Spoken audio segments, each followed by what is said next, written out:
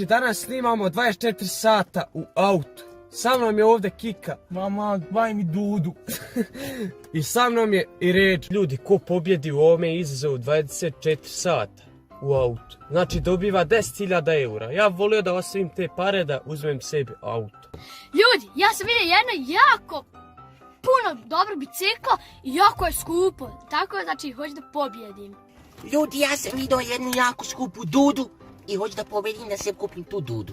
Ljudi, ja ovdje imam jedan telefon. Ređo je zaspu. Ja ću sad reći Ređi da je njega zvala njegova mate. On se jako boji svoje materi. I onda će on nama uteći kući. Ređo! Zove mati kući.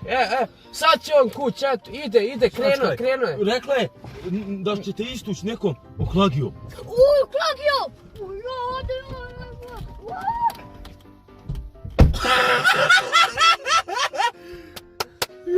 Ti ljudi, ti si malo izgubio, nema 10.000 eura. Nije te mat nikako zvala kuć, sve smo slagali. Ja ću pobijeti sad. Ne, nego ja. Ljudi, pošto mi je mama napravila kuće graha, ja sam se najeo graha, a vi znate šta grah radi. Nemoj mi to reći. Sad kad prnem izlećiš iz... Nešto radi.